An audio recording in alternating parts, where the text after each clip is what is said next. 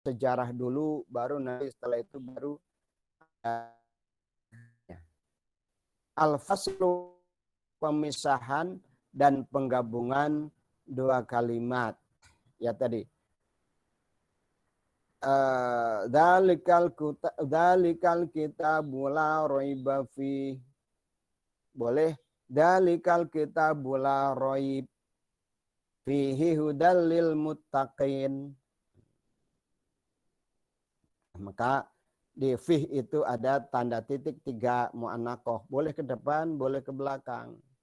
Jangan ikut ke depan ke belakang, salah satunya aja. Yang kelima al-ijaz wal itnab.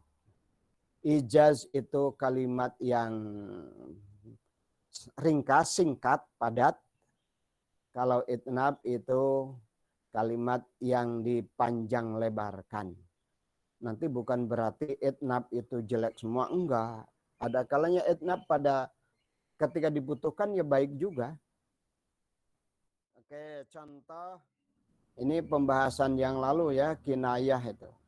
Khobar, kalimat berita. Sebenarnya di dalam Al-Quran dan juga hadis atau syariat pada umumnya, syariat itu berisi perintah dan larangan. Maka pengertian takwa itu imtithalu amirillah wajtinabu nawahihi. Ya. Melaksanakan atau tunduk pada perintah-perintah Allah dan menjauhi larangan-larangannya. Itu di situ dikatakan perintah dan larangan. Seakan-akan kalau begitu perintah dan larangan itu berarti seluruh Al-Quran berisi perintah dan larangan. Sementara perintah dan larangan itu adalah bukan jumlah khobariyah, tapi jumlah insya'iyah atau khobar dan insya' tadi. Akan tetapi dalam tradisi orang Arab atau dalam tradisi bahasa Arab ada khobar bermakna perintah, ada khobar bermakna larangan. Maka seluruh ayat Al-Quran, ya, seluruh ayat Al-Quran dikatakan dalam kajian usul fikih itu berisi perintah dan larangan, meskipun bentuknya tidak berupa fi'il amar, tidak berupa kalimat perintah, tapi maknanya bisa perintah. Kalimat berita dalam kajian ilmu balaghah adalah pernyataan yang menunjukkan kemungkinan benar dan kemungkinan salah.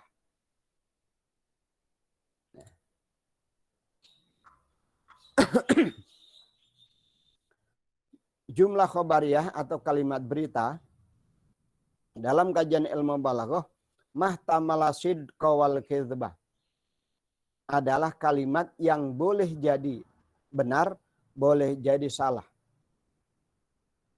Kata Zaidun qaimun itu dilihat dari kalimatnya, bukan dilihat dari yang mengatakan.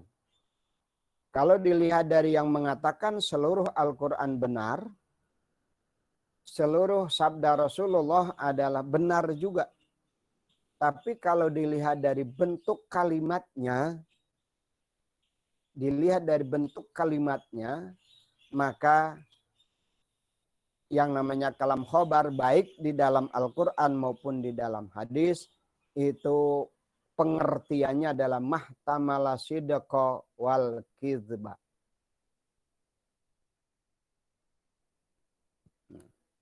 Akan tetapi bukan itunya yang kita nggak mengejar definisi itu. Kita nggak mengejar definisi itu. Artinya di Al-Quran, dzalikal kitabu la raiba fih, boleh jadi benar, boleh jadi salah. Kalimatnya memang begitu. Akan tetapi karena yang menyatakan adalah Allah, maka pasti benar. Ya. As-sadiqul wa'dil amin. Jadi jelas, pasti benar. Allah menyatakan dzalikal kitabul la raiba fi. Akan tetapi sekali lagi bentuk kalimatnya dzalikal kitabul la raiba fi itu bisa jadi benar, bisa jadi salah. Dilihat dari bentuk kalimatnya, dilihat dari teksnya. Jangan dilihat dari siapa yang berkata. Jadi ketika kita mendapatkan ayat Al-Quran, ketika kita mendapatkan hadis dengan redaksi tertentu, kalau itu bentuknya adalah kalam khobar, kalimat berita, maka dilihat dari bentuk kalimatnya itu boleh jadi benar, kalimat itu boleh jadi benar, boleh jadi salah. Tanpa berniat suudzon, ya, tanpa berniat suudzon. Sehingga ketika kita memahami kalimat itu, boleh jadi pemahaman kita benar, boleh jadi pemahaman kita salah. Ya. Boleh jadi benar, boleh jadi salah. Kalimat yang pasti benar pun boleh jadi kita memahaminya kadang benar, boleh jadi juga salah. Kalimat yang benar sekalipun, sekali lagi, kalimat yang dari bentuknya pasti benar, seperti apa namanya? Maaf, kalau insya nanti adalah tidak pasti benar, yang tidak mengandung kemungkinan benar atau kemungkinan salah itu. Itu dilihat dari bentuk kalimatnya. Oke. Karena tingkat kebenaran bergantung pada suatu keadaan yang berada di luar pernyataan tersebut. Jadi kalau Zaidin Qaimun itu diucapkan detik ini, lihat Zaid sedang berdiri atau enggak. Kalau ada temanmu Zaid menyatakan Zaid sakit perut, lihat dia sakit perut atau enggak. Kalau memang dia sedang sakit perut, benar kalimat itu. Kalau dia sudah sembuh, kalimat itu benarnya kapan? Tadi jam 6 umpamanya. Pada dasarnya maksud penggunaan kabar atau kalimat khabar, kalimat jumlah khobariyah, kalimat berita. Itu adalah salah satu dari dua hal berikut. Pertama, untuk menginformasikan kepada pihak kedua, mukhatab, tentang isi pernyataan. Yang kedua, untuk menginformasikan kepada pihak kedua bahwa pihak pertama atau mukalim mengetahui isi pernyataan itu. Ya, kalau ada salah seorang di antara kalian yang mengatakan, jam 8.40 kita kuliah nih. Itu ada dua maksud. Pertama seperti tadi yang di WA mengatakan mengingatkan itu ya. Mengingatkan. Itu maksudnya supaya yang membaca ingat. Dan juga yang pertama yang kedua tadi supaya yang membaca ingat. Maksud kedua adalah ingin menginformasikan kepada teman-teman bahwa yang menulis itu ingat. Itu kalimat maksud dari penggunaan jumlah khobariyah atau kalam khobar. Pertama, untuk menginformasikan kepada yang membaca bahwa jam 8.40 ada mata kuliah metodologi syarah hadis. Itu mengingatkan kepada para pembaca supaya para pembaca ingat. Yang kedua, menunjukkan kepada para pembaca bahwa yang menulis itu benar-benar sudah ingat akan jadwal itu. Namun kadang-kadang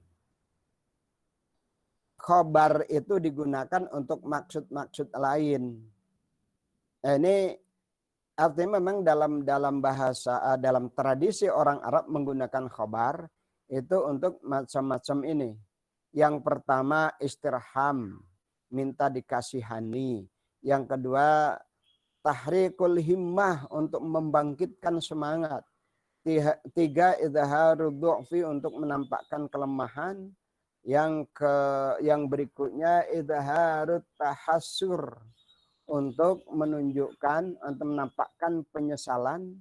Yang kelimanya idharul farah bil muqbil, menyambut kegembiraan bimukbil, dengan yang ditemukan atau yang diperoleh.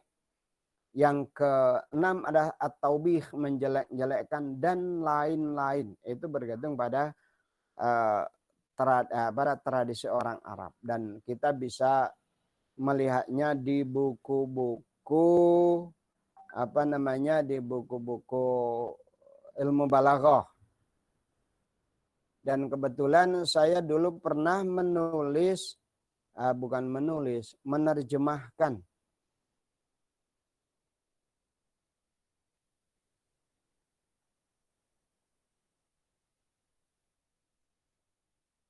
menerjemahkan buku balaghah yang ini banyak dipakai di UIN, bahkan sampai sekarang juga masih dipakai di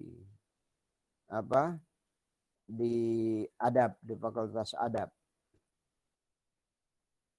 Ini di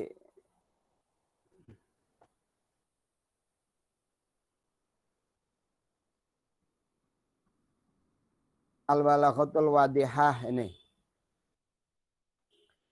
Penjelasan tentang pengertian dan kaidah-kaidah ilmu balaghah ditulis berdasarkan Jawahirul Balaghah fil ma'ani wal bayan wal badi, karya Sayyid almarhum Ahmad Hashimi, dan Al-Balaghatul Wadihah al bayan wal ma'ani wal badi, karya Mustafa Al-Hazimi.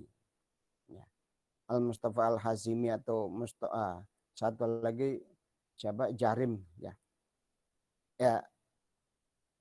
Al-Balaghatul Wadihah ini yang pernah saya terjemahkan, terbitan Murni Baru.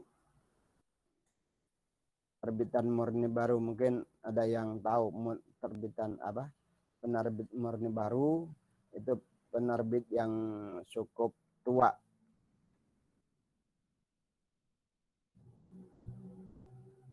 Oke. Hubungan dengan kondisi tidak pihak kedua itu beragam, maka redaksi khobar memiliki 3 tingkatan. Mukhatab yang khali zihni, belum punya tanggapan, ya, belum punya perspektif apa-apa kepada kalimat yang bersangkutan, maka diseru dengan khobar ibtida, ya, kalimat berita dasar saya. Contoh Zaidun qaimun, tanpa penguat. Yang kedua mukhatab mutaradid, meragukan isi berita, jadi sudah punya perspektif, maka digunakan khobar talabi, disertai dengan upaya untuk meyakinkan, seperti inna zaidan qaimun, cukup diberi inna di depan, inna zaidan qaimun. Tapi ada lagi mukhatab yang mungkir, ingkar terhadap isi berita, maka diseru dengan kabar ingkari. Ya. Kabar ingkari berarti alam nasyrah laka sadrak. Nah, sebenarnya Rasulullah tidak mengingkari.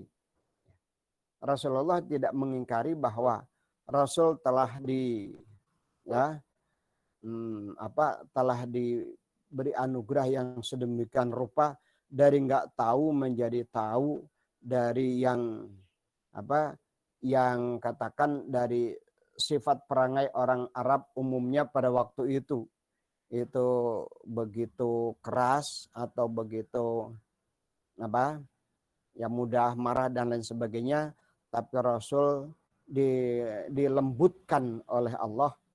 Fabima rahmati minallah lintalahum, itu Allah menyebutkan bahwa lintalahum kehalusan sifat Rasul itu karena fabima rahmatin, karena rahmat dari Allah Subhanahu wa taala.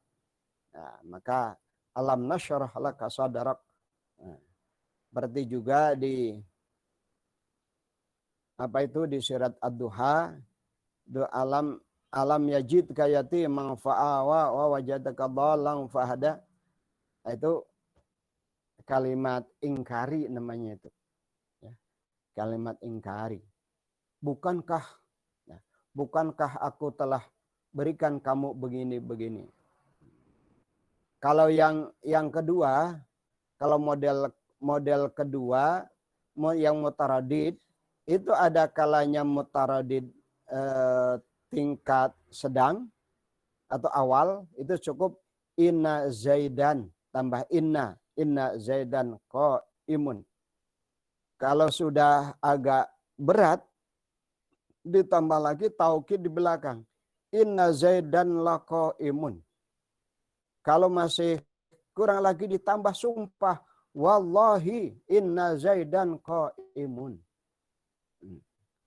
Sumpah-sumpah di dalam Al-Quran itu sebenarnya bukan untuk menjawab keraguan, tapi untuk mengantisipasi supaya tidak ada yang ragu, bahkan tidak ada yang ingkar. Wattini wazzaitun wa turi sinina wa hadzal baladil amin. Innal insana laqad khalaqnal insana fi ahsani taqwim. Laqad khalaqnal. Laqad itu udah dua kan? Laqad itu dua. Maka dalam setiap qasam itu pasti ada huruf qasamnya, ada muqsam bih, ada muqsam alih. Itu ya itu semuanya adalah jumlah khobariyah. Jumlah khobariyah. Apakah dengan ditambah dengan taukid yang semacam itu, bahkan ingkari ya, dengan kalimat ingkari segala rupa, apakah masih ada mahtamala sidqa wal kizba? Dari bentuk iya, tapi dari isi, ketika yang berfirman adalah Allah, maka pasti benar. Maka kalimat ingkari sekalipun, kalau yang menyampaikan adalah orang yang tukang bohong, boleh jadi bohong. Boleh jadi bohong, boleh jadi kalimat itu enggak benar. Tapi sekali lagi ketika yang menyampaikan adalah Allah dan Rasulnya pasti benar. Yang kedua, kalam insya. Ya, kalam insya itu seperti kalam insya adalah kalimat yang tidak mengandung kemungkinan benar atau salah. Kalam insya itu terbagi menjadi dua. Pertama, insya tolabi dan insya ghair tolabi. Insya tolabi kalimat yang diungkapkan untuk menghendaki atau menghalangi terjadinya sesuatu. Ya, seperti amar dan nahi. Ya. Amar, lakukanlah itu. Jangan kau lakukan itu. Ya. Itu kalau lakukan itu, umpama kita menyuruh kepada seseorang, mandilah di pagi ini supaya segar. Itu bukan diukur, oh kalau mandi memang benar segar, kemudian berarti kalimatnya benar. Enggak begitu. Jadi bahwa kita menginginkan seseorang untuk mandi, itu enggak bisa dinilai salah atau benar. nggak bisa dinilai salah atau benar dari bentuk kalimatnya. Jangan melihat luar, jangan melihat tepat atau enggak tepatnya. Jadi mandilah itu salah atau benar itu enggak berada di dalam kalimat itu. Ya, enggak berada di dalam kalimat itu seperti tadi jumlah khabariyah, benar dan tidak benarnya kalimat itu berada di luar kalimat itu. Ya. Tapi boleh jadi benar, boleh jadi salah. Kalau contoh Zaidun qaimun. Ya. Tapi kalau kata-kata mandilah itu nggak bisa disalahkan dan nggak bisa dibenarkan kata-kata mandilah.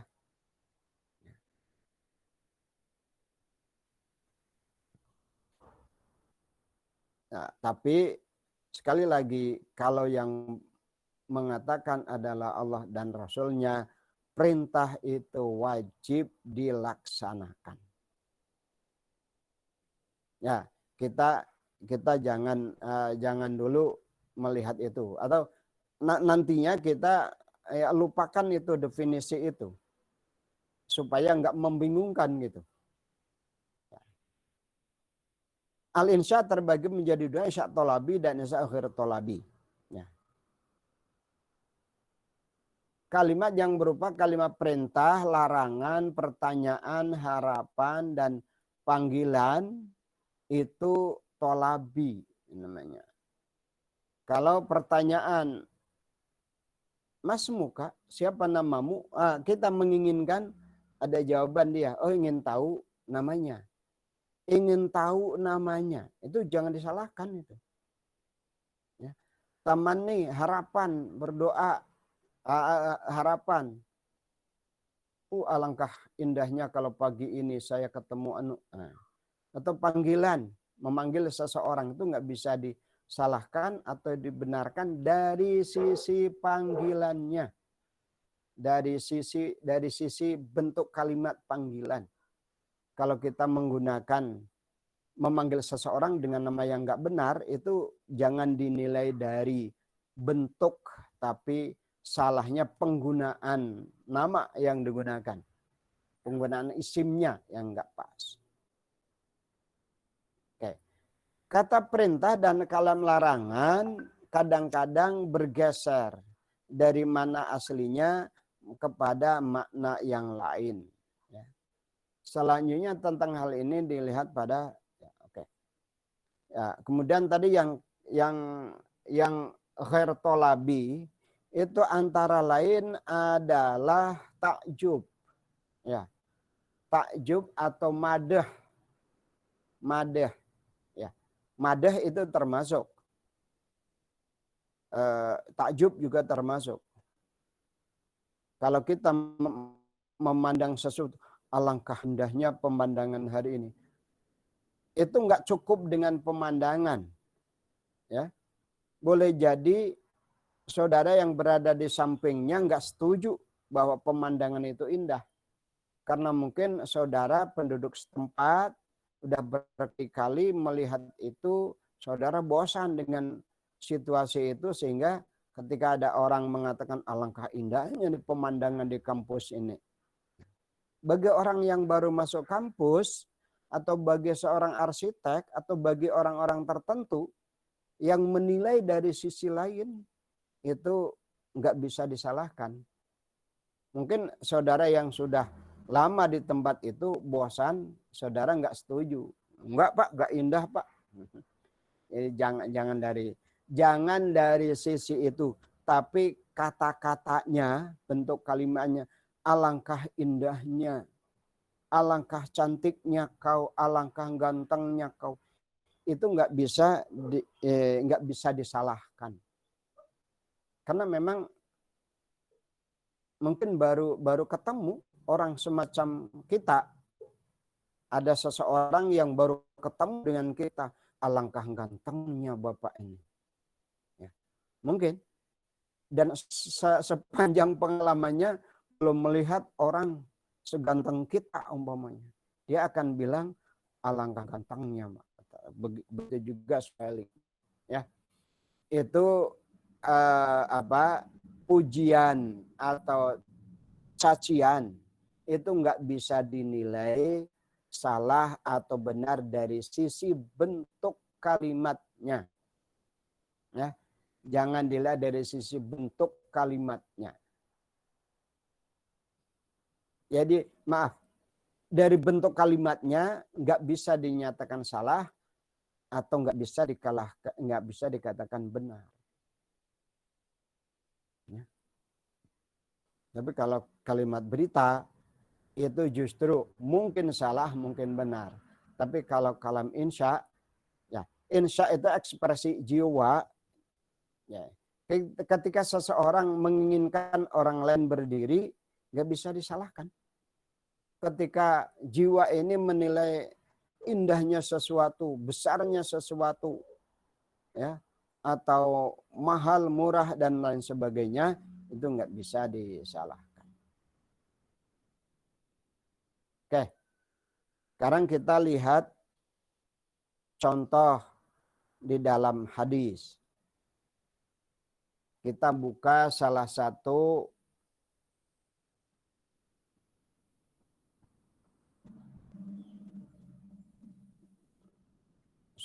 sahih Muslim lah.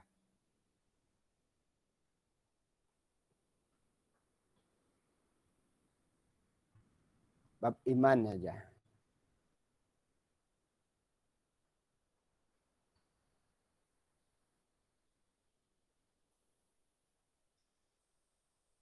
Nah,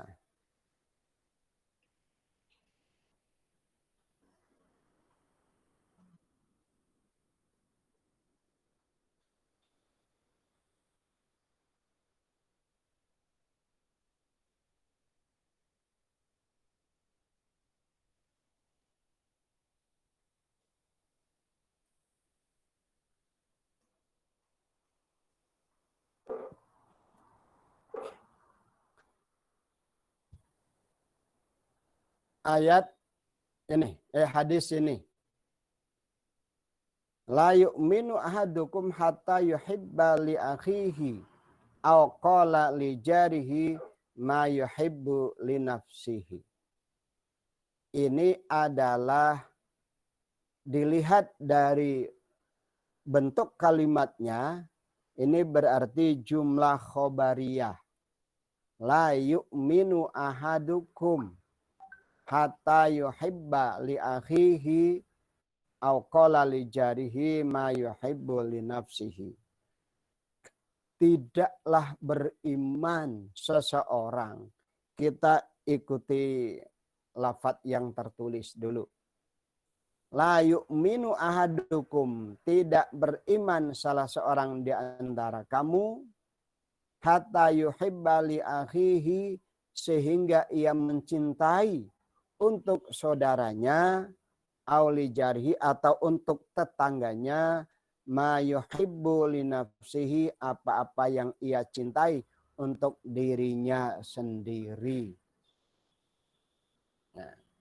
Sering di yu'minu dikatakan tidak sempurna, ya. Ya.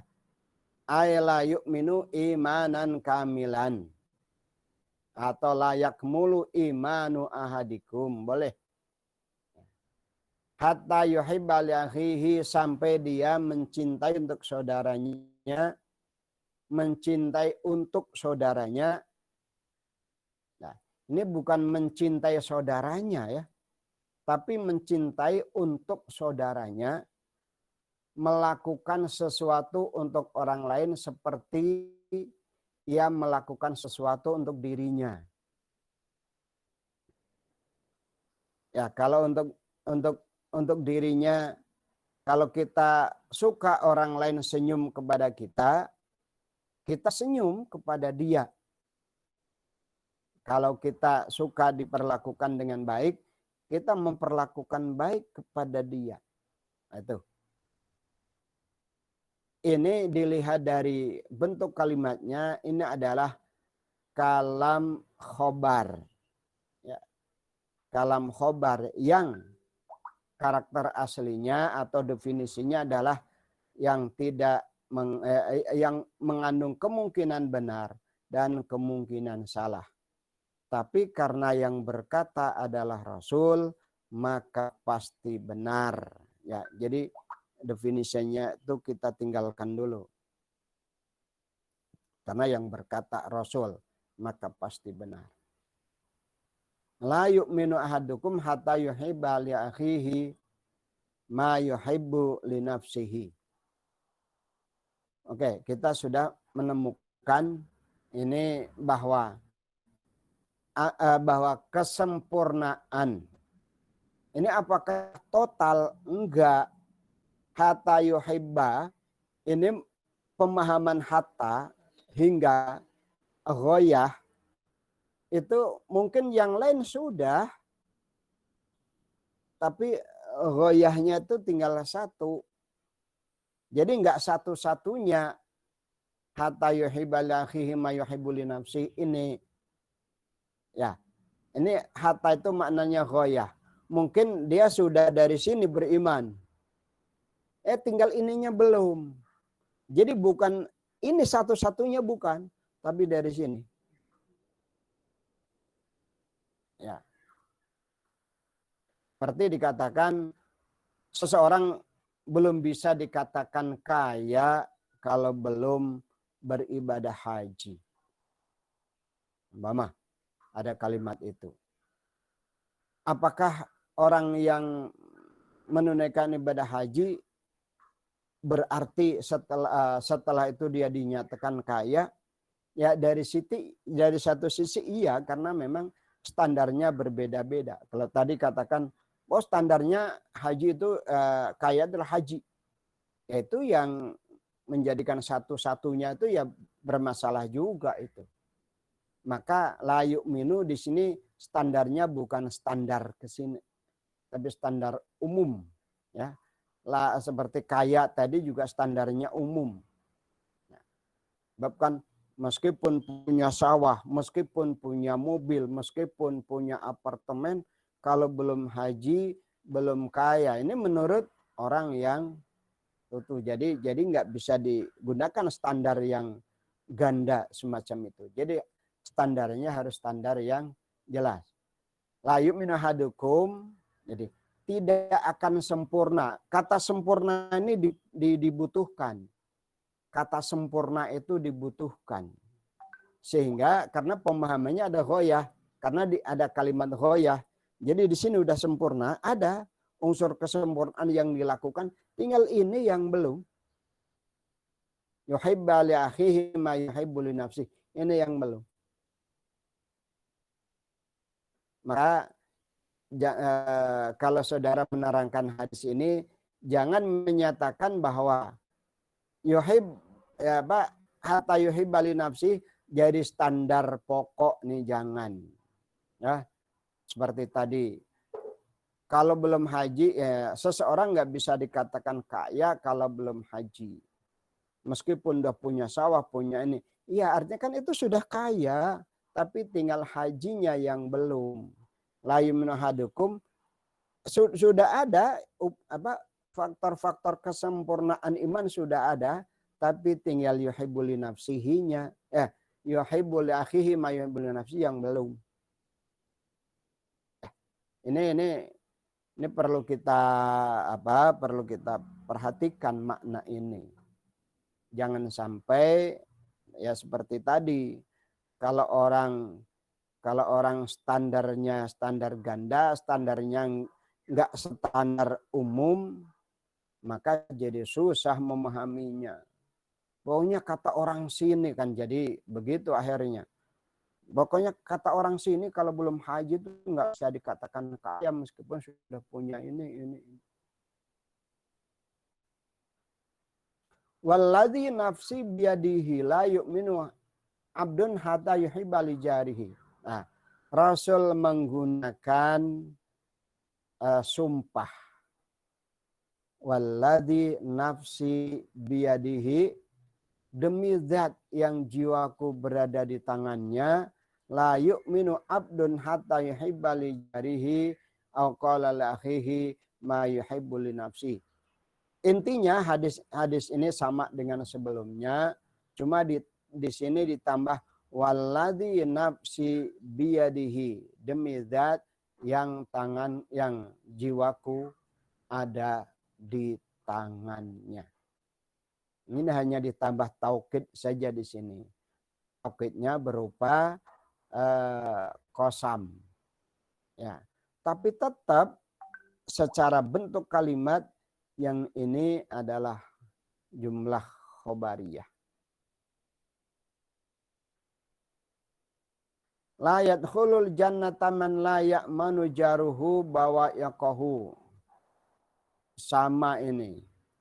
Karena ini tadi jumlah fi'liyah, kemudian ini ada jumlah fi'liyah berarti ini fi'il, ini fa'il. Kemudian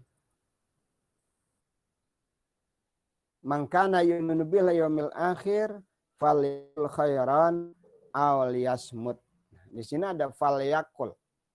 Falyakul ini berarti fi'il amar. Aw liyasmut sama. Falyukrim juga sama. Ini fi'il amar adalah atau fi'il mudhari yang diberi lam amar. Lam amarnya lam itu. Fal yakul. Aslinya liyakul. Tapi karena ada fa, lamnya menjadi dibaca, dimatikan, disukunkan. Fal yakul. Fal yakul khairan aw liyasmut. Barang siapa yang beriman kepada Allah dan hari akhir, maka hendaklah ia berkata baik atau diam. Falyakul khairan aw liyasmut. Maka hendaklah ia berkata baik atau diam. Falyakul khairan aw liyasmut ini adalah jumlah insya'iyah. Jumlah insya'iyah. Kalamnya kalam insya'. Bukan kalam khobar lagi.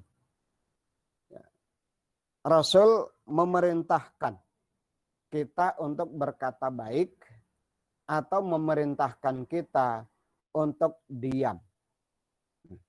Bentuk kalimat falyakul khairan itu nggak bisa disalahkan atau nggak bisa dibenarkan. Ya, artinya nggak mengandung kemungkinan salah dan tidak mengandung kemungkinan benar kalau dilihat dari definisi. Tapi karena ini Rasul yang bersabda, wajib kita lakukan. Falyakul khairan aw liyasmut. Sebenarnya apa petunjuk hadis ini? Man kana yu'minu billahi wal yaumil akhir. Barang siapa yang mengaku, barang siapa yang merasa, barang siapa yang mengklaim dirinya sebagai orang yang beriman kepada Allah dan hari akhir, buktikan. Ya, buktikan pengakuannya, buktikan klaimnya itu dengan mengucapkan yang baik, atau kalau nggak bisa mengatakan baik, haruslah diam. Kenapa sih begitu? Iman kepada Allah dan hari akhir itu merupakan rukun iman yang paling besar pengaruhnya kepada kepribadian kita. Kepribadian orang mukmin. Karena iman kepada hari akhir itu berarti ingat pahala, ingat dosa. Maka fal khairan aw liyasmut. Kalau mengklaim dirinya beriman kepada Allah dan hari akhir, maka hendaknya ingat dosa, maka jangan mengatakan kecuali yang benar. Fal yukrim jarhu, begitu juga. Kalau kita mengklaim diri kita beriman, mengaku beriman kepada Allah dan hari akhir, maka berlakulah baik kepada tetangganya. Fal yukrim jarohu, bukan membalas kebaikannya. Bukan membalas kebaikannya. Kalau membalas itu wajib, fal yukrim daifahu, itu memperlakukan tetangga kita sebagai orang yang mulia. Melakukan tetangga kita sebagai orang yang mulia.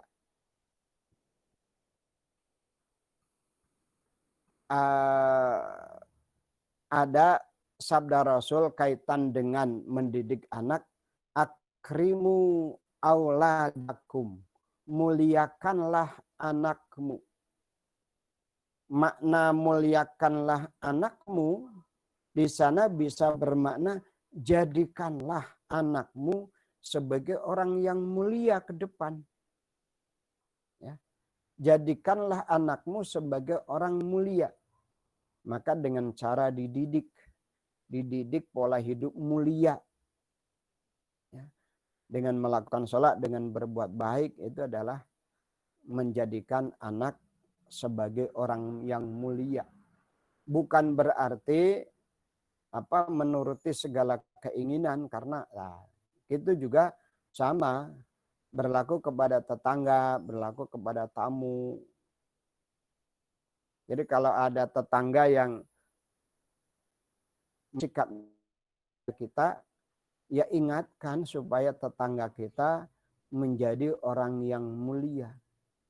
Bukan kalau tetangga kita menjelek-jelekkan, kita kemudian membalas kejelekannya.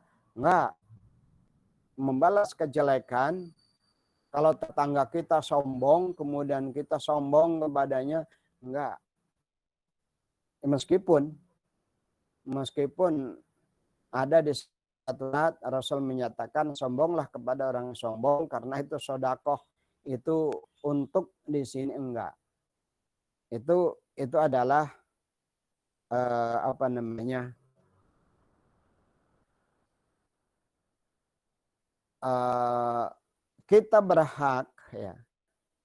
kita berhak untuk membalas orang yang berlaku buruk kepada kita.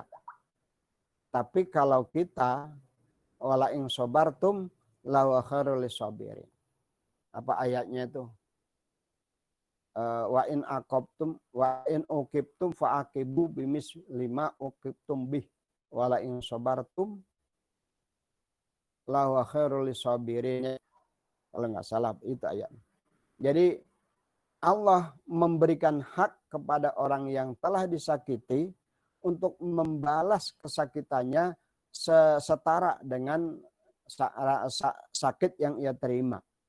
Tapi wala in sabartum lahu khairul lisabirin, fal yukrim jarahu, itu dalam rangka pasti sesuai dengan wala in sabartum lahu khairul lisabirin. Fal yukrim jarahu itu jangan dimaknai ngogo.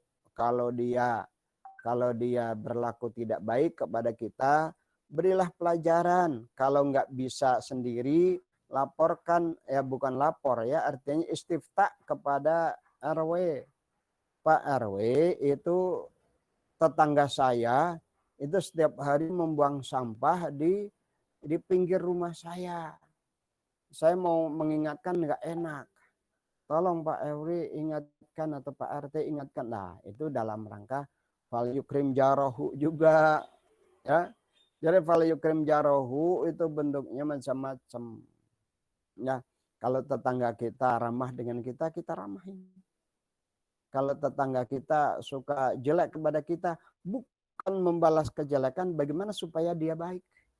Ya. Itu fal yukrim jarahu, menjadikan saudara kita, menjadikan tetangga kita sebagai orang yang mulia. Pada tamu juga begitu. Kalau tamu datang kemudian nawar-nawar segala. Umpama ada tamu datang kemudian dikasih ini, malah dia mengeluarkan dalil. Kita hanya bisa nyuguhin sesuatu yang mungkin kurang berkenan bagi dia. Dia kemudian nggak nerima, mengeluarkan dalil. Bapak kan wajib menghormati tamu. Oh, kalau begitu Bapak memang harusnya Bapak itu menjadi orang yang dihormati. Harusnya Bapak jangan berlaku seperti itu. Kalau Bapak menawar seperti itu, berarti Bapak ke sini itu bukan orang terhormat.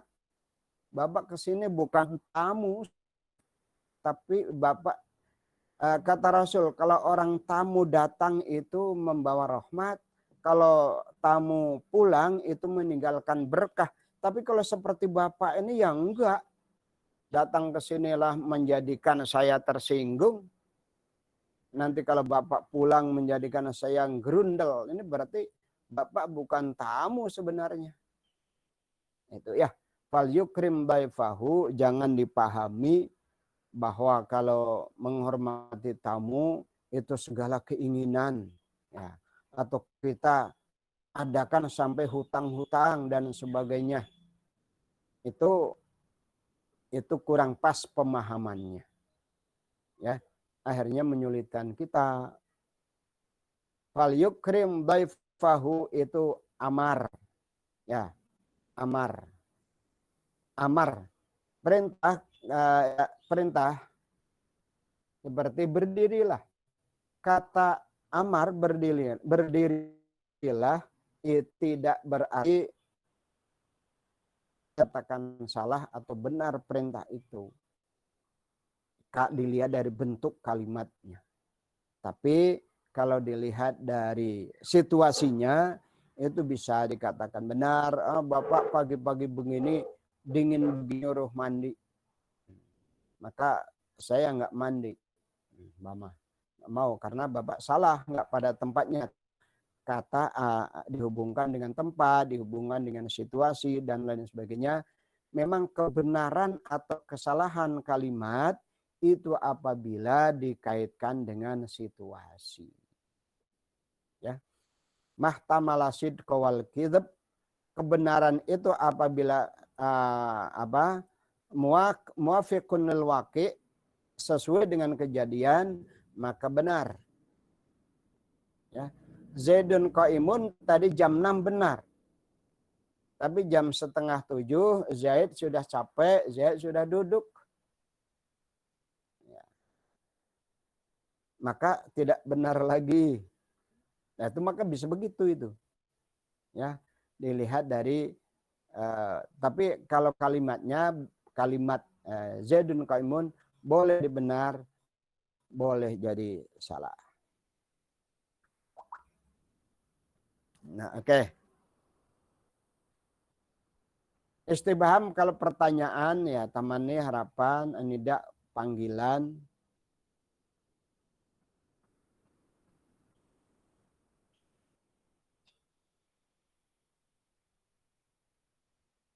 Atau kalau coba satu contoh lagi. Kalau ini fala yu'dhi jarahu, ini bentuk larangan. Falakul khair al yaskut, sama kita nggak akan bahas yasmut dan yaskut. Fal yusin ila jarihi,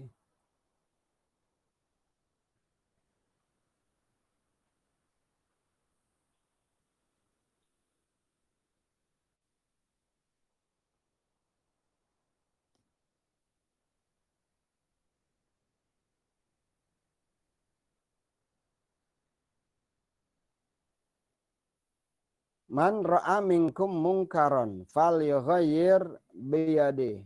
Fal yughayyir ini amar. Amar.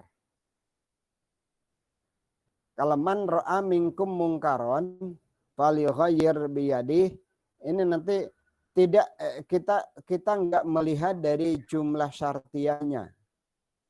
Sebab jumlah syartiyah itu ada kalanya berupa berupa jumlah khabariyah juga. Manjadda wajada. Itu mannya kan syartiyah. Wajada. Nah, manjadda wajada. Itu Saya apa? Mannya syartiyah. Wajada jadi jawab. Itu masih jumlah khobariyah. Tapi di sini fal yughayyirhu-nya itu. Fa'ilam yastati fabilisani, fa'ilam yastati fabiqalbi, wa dzalika ad'aful iman.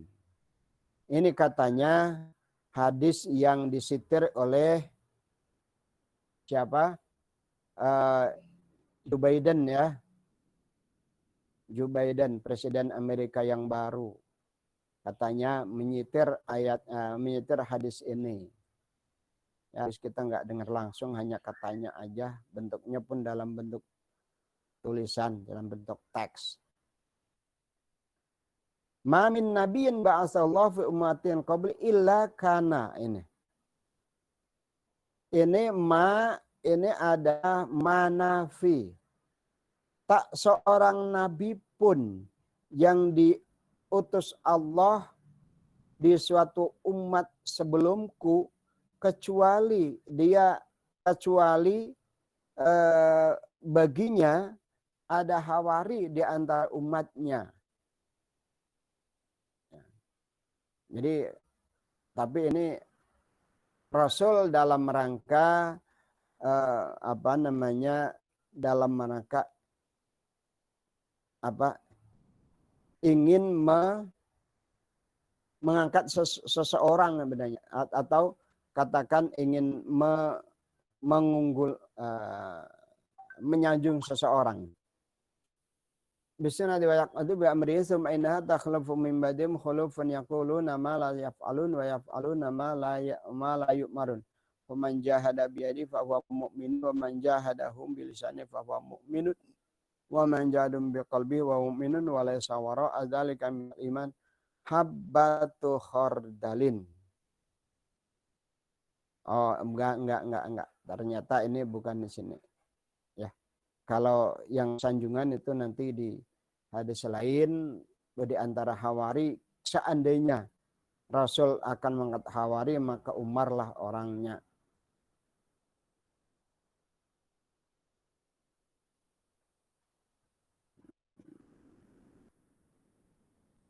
Tapi ya ini adalah hasr sama ini. Makana min nabiyin illa wa qad kana lahu hawariyun.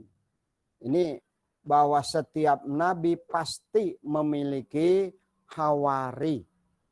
Sebagaimana yang dialami oleh Nabi Isa alaihissalam, kaum hawari berjumlah sekian orang, 70-an.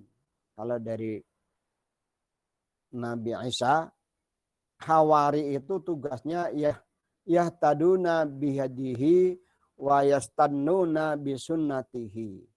Yang hidupnya selalu berpegang kepada hidayah Nabi dan bertindak sesuai dengan sunnah Nabi. Itulah hawari.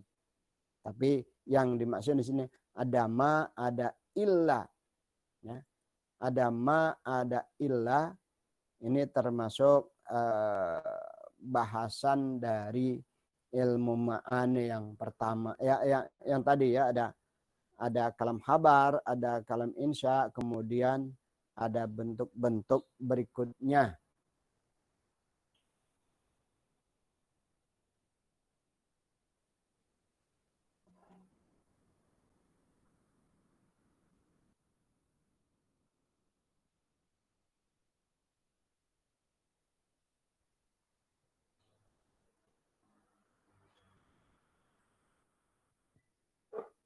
Karakter musnad ilaih, pokok kalimat, mubtada, fa'il, naf'il, isim-isim dari amil nawasih. Amil nawasih itu seperti kana wa akhwatuha, inna, dhanna. Isim-isimnya itu semuanya adalah awal atau bisa disebut sebagai fa'ilnya. Ya. Kana fa'il kana kemudian menjadi isim kana, semacam itulah mudahnya. Pada dasarnya musnad harus disebutkan dalam kalimat, terutama manakala keberadaannya sangat penting karena menambah balaghatul kalam. Namun kadang-kadang tidak disebutkan dalam kalimat, terutama manakala keberadaannya dapat diketahui tanpa disebutkan dan ada alasan lain seperti untuk memelihara balaghatul. Musnad ilaih pada dasarnya harus berupa isim ma'rifat karena dialah yang berperan di dalam kalimat tersebut. Akan tetapi kadang-kadang berupa isim nakirah karena tidak diketahui jati dirinya secara spesifik atau karena alasan lain yang menambah balaghatul kalam. Ya, maka yang sudah kita bahas itu salasun mangkunna fihi wajada halawatal iman. Nah, salasun itu bisa dikatakan itu adalah mubtada. Minggu lalu udah kita lihat di dilihat di Fathul Bari Ibnu Hajar. Mubtada pada dasarnya harus didahulukan, namun kadang-kadang diakhirkan untuk memelihara balaghatul kalam. Ya, itu iyyaka na'budu wa iyyaka nasta'in. Na'budu, kami menyembah hanya kepadamu. Tapi kemudian iyyaka na'budu, ya. Itu ta'alluq itu tadi. Mu'allaqatul fi'li. Maf'ul itu termasuk mu'allaqatul fi'li. Kenapa? Ketika maf'ul didahulukan, nah, ketika maf'ul didahulukan itu ada dalam tradisi orang Arab, mendahulukan maf'ul itu punya maksud tertentu, yaitu untuk mempertegas keberadaan maf'ul itu. Maf'ul itu. Iyyaka na'budu, ya, bukan na'budu yang diunggulkannya, tapi iyyaka-nya.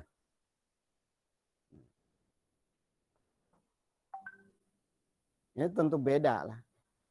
Dalam bahasa kita juga kebetulan ada rasa bahasa yang nggak terlalu jauh kalau untuk itu.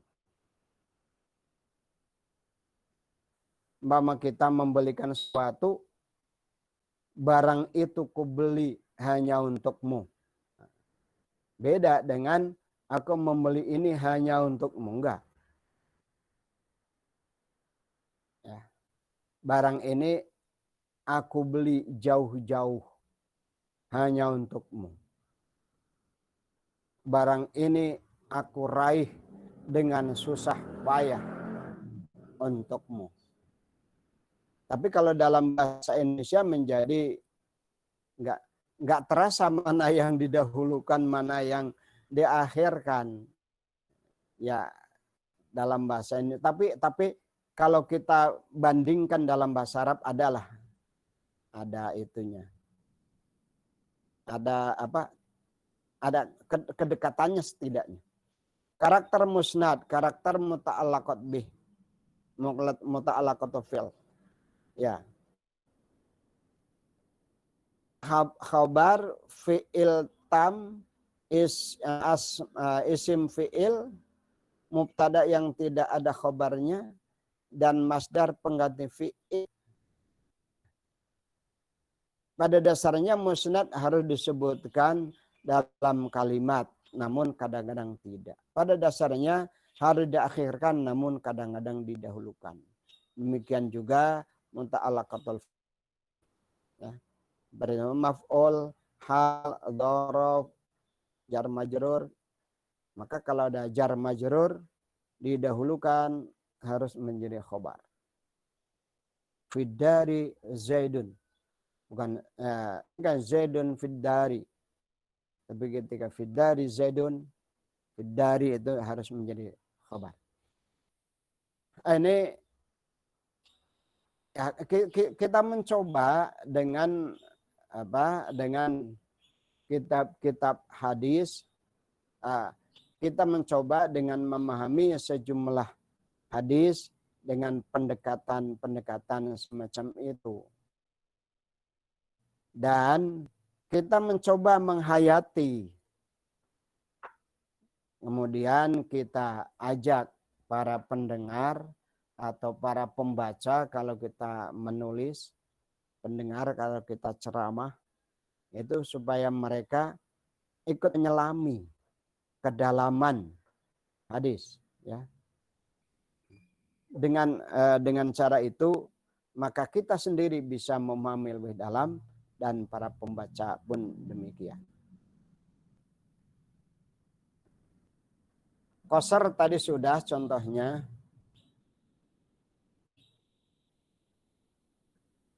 Nah, al-fasl wal wasal sudah dicontohkan, ijaz itnab itu enggak usah. Kita terlalu ini nanti. Nah, ini baru kita sekarang kepada badi ini. Badi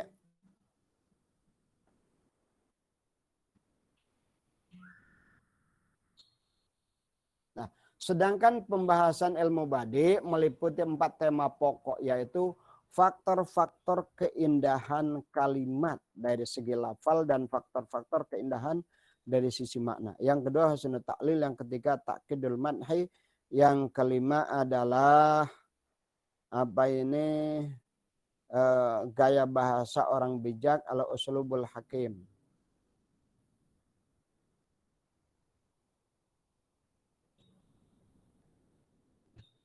Ini faktor keindahan kalimat pada lafal dikaji dari 3 sisi: jinas, iktibas, dan saja.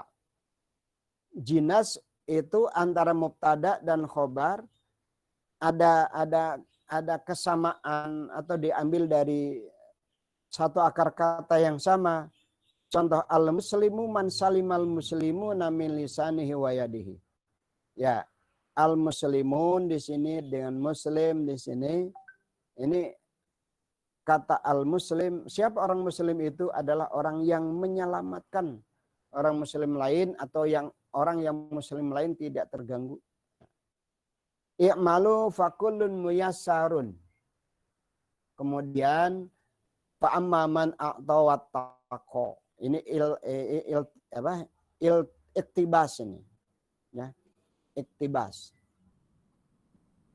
Pernah Imam Asy-Syaukani diminta oleh murid-muridnya atau para ulama sezaman untuk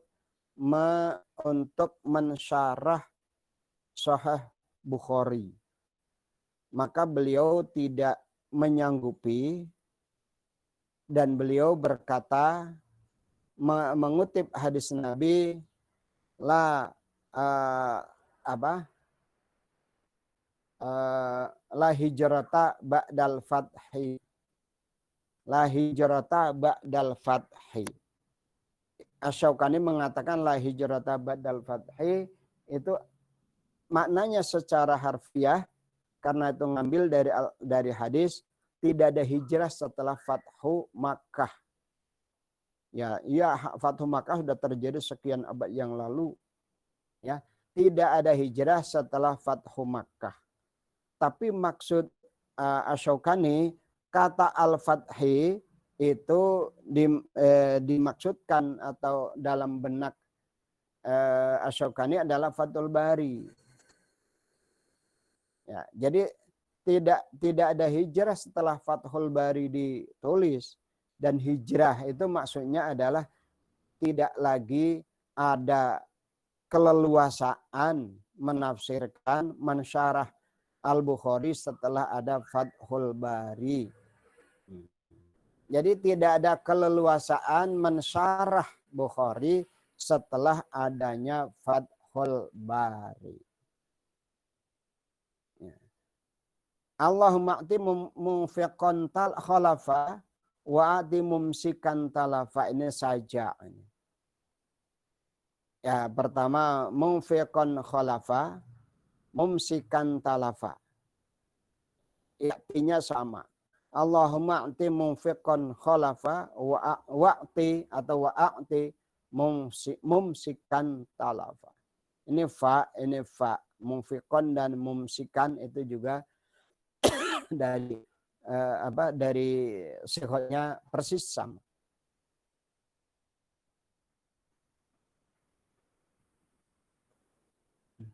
Kemudian ada istilah tauriyah ada ini. Faktor keindahan kalimat pada makna juga dikaji dari 3 sisi. Yang pertama tauriyah, yang kedua tibak, yang ketiga muqabalah. Ya. Tauriyah adalah meninggalkan kata yang maknanya dekat dengan menggunakan kata yang maknanya jauh. Al-waladu lil firas walil ahiril hajar. Ini kata kan ada kasus ini berkaitan dengan apa? Dengan seorang hamba seorang hamba sahaya kalau nggak salah berzina dengan seorang amat. Ya, seorang hamba dengan seorang amat. Maka nanti anaknya adalah milik Al-Firas. Al-Firas adalah sayyidnya. Jadi kalau amat nanti melahirkan, bukan milik bapak hamba yang menzinai. Ya. Bapak yang menzinai walil akhiri al-hajar. Orang yang menzinai kalau itu adalah muhsan, maka dirajam dengan batu. Kalau apa namanya, kalau dia hamba sahaya ya dijilid. Yang kedua khairul mali apa ainun sahirah li ainin naimah. Ini adalah tibak. Ainun khairul mali ainun sahirah li ainin naimah. Ini kata ain dan ini kata ain. Kemudian kalau kata muqabalah, innakum lataksuruna indal farah wa tuqilluna indat toma. Nah, ini muqabalah berhadapan antara tuksirun dan tukilun, berhadapan, berlawanan. Tapi kadang-kadang ada musyakalah juga. Kalau di dalam Al-Quran, wa yamkuruna wa yamkurullah. Kata wayamkuru diungkapkan bersamaan, tapi padahal maksudnya yamkurullah, ya makarnya berbeda lah antara Allah dengan manusia. Kemudian Allah sebutkan wallahu khairul makirin. Itu bukan berarti Allah melakukan makar sebagaimana yang mereka, tapi hanya untuk apa menyebutkan itu, ya. Untuk menyebutkan kata-kata supaya terus taklil, kemudian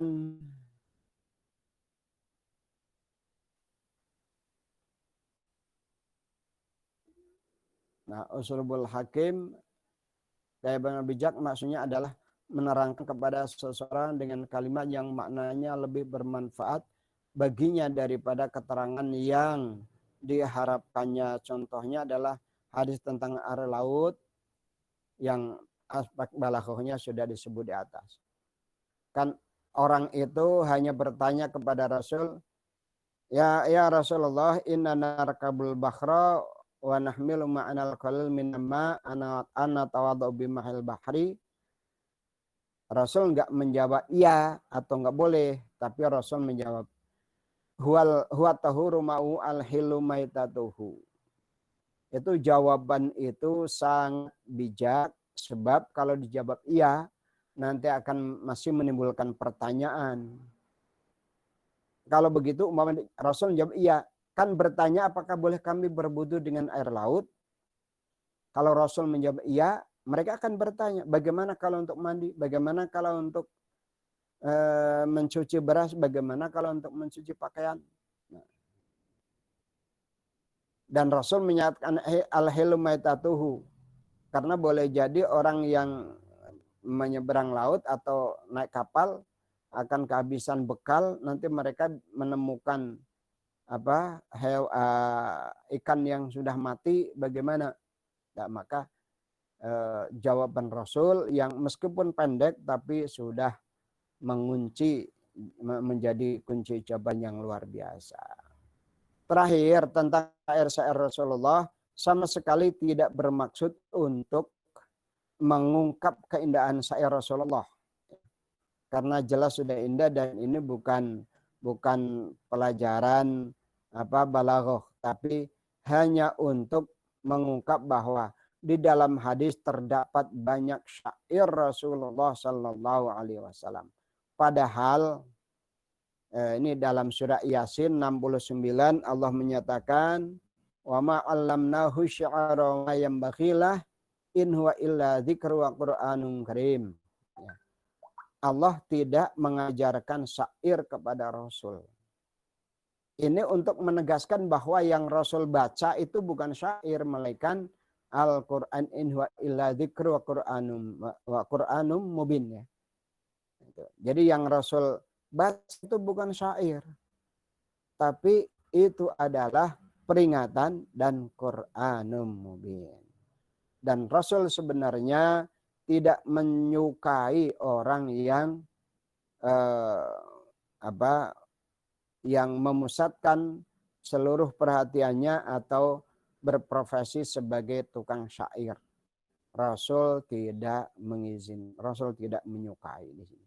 Sampai Rasul bersumpah la ayam tali'a jawfur rajuli qayhan yarihi, ya, qayhan yarihi khairun min ayyam tali'a syi'ran.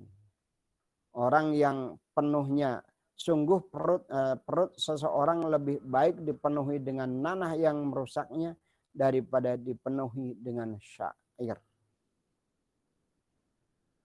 Ini ini sebenarnya kalimat ini sudah diawali dengan lam taukid, tapi maksud Rasul kita lihat hadisnya ini sebenarnya adalah hadis fadailul a'mal. Hadis fadailul a'mal. Ada kata khairun di sini. Ini sebenarnya Rasul hanya tidak menginginkan umatnya berprofesi sebagai syair, tapi kan di Quran juga punya alasan. In asyu'ara'u yattabi'uhumul ghawun, dan selanjutnya ilal ladina amanu. Ya. Jadi kalau tukang syairnya tidak dilandasi iman nggak baik. Tapi kalau syairnya dilandasi iman, syairnya untuk meningkatkan iman, itu tentu beda lagi. Maka para ulama membuat syair di berbagai bidang. Ya. Itu kalau yang suka mauludan, itu marhaban ya nurul aini marhaban, itu selanjutnya itu syair semua. Syair yang meningkatkan keagamaan dan lain sebagainya itu tentu baik. Atau pelajaran-pelajaran yang suka digunakan di pesantren, dari pelajaran ilmu tajwid, kemudian ilmu akidah, sampai ilmu mantik, ilmu ilmu balaghah, ya. Ilmu balaghah itu juga dalam bentuk syair. Dan pelajaran-pelajaran yang disyairkan itu untuk mempermudah dan supaya dihafal. Dan sebenarnya kalau ilmu sudah dihafal, itu lebih mudah kita menerangkannya lagi. Jadi enggak salah kalau kita menghafalkan pelajaran.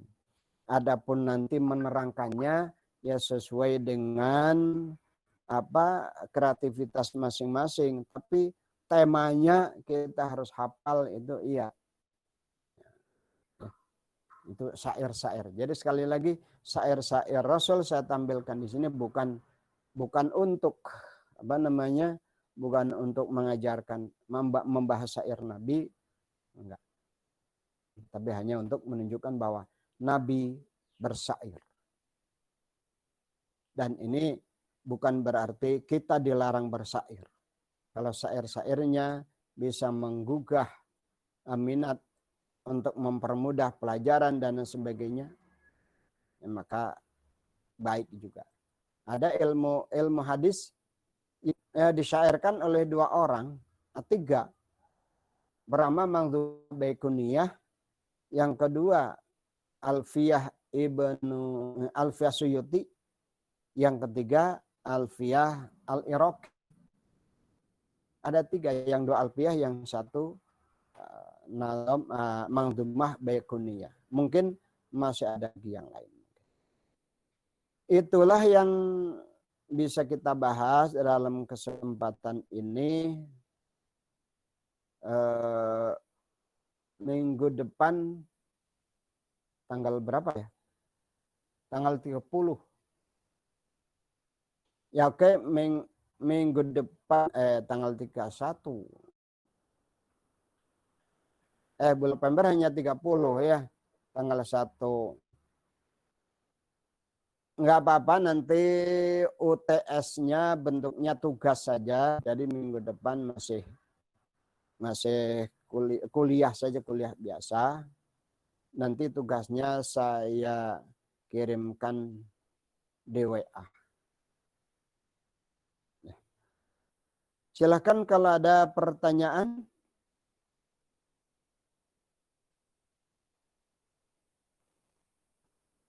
Halo, Ernisa.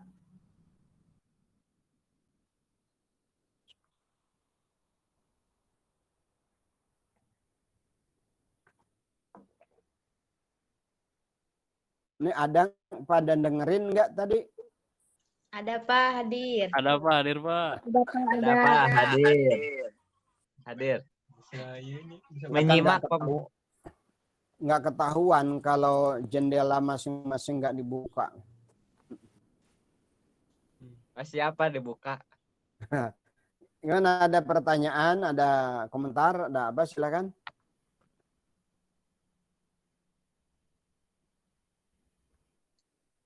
Enggak. Jadi ini Pak ya, mengenai cara memahaminya gitu, mengenai balaghah mah tidak berbeda dengan memahami Al-Quran, juga hampir sama ya Pak ya. Iya betul. Terus mengenai ini Pak, yang hadis Idza mata ibnu Adam, kan ada akhirnya waladin solihin ya Pak ya. Ya. Yang diartikan dari makna waladin solihin itu kan anak yang soleh yang suka mendoakan orang tuanya. Kadang Ya. kan orang beransumsi kita mah kan gak soleh, jadi untuk apa berdoa. Jadi kan mengandung makna ma'ani apa ya balaghah. Jadi Ya. artinya bukan begitu ya Pak ya. Jadi ingin sedikit dijelaskan oleh Bapak. Iya. Pertama sedekatin jariyah, yang kedua ilmin yuntafa'u bih, yang ketiga waladin sholihin yad'ulah. Ya, Sedekah jelas, ya, sedekah jariyah jelas, dan itu yang paling mudah tanpa syarat yang lagi. Kalau sudah sedekah jariyah bisa pahalanya.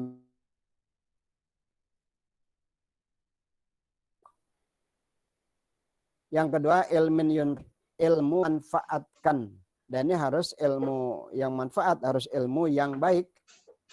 Kalau ilmunya tidak baik, nanti yang diwarisi bukan pahala tapi adalah kejahatan. Ya Pak.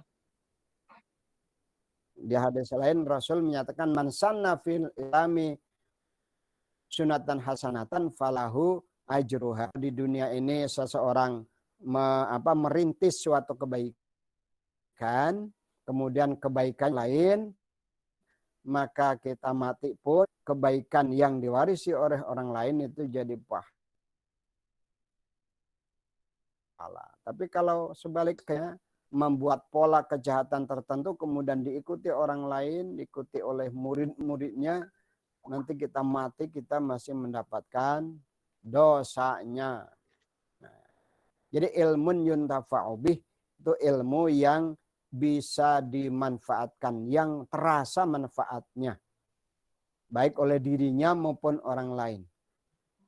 Yang ketiga, anak yang soleh yad'ulahu. Pertama, kenapa anak soleh? Kalau di dalam riwayat Ahmad, Rasul menyebutkan bahwa amalan orang yang ada di dunia itu diperlihatkan kepada nenek moyangnya atau orang tuanya yang ada di alam kubur.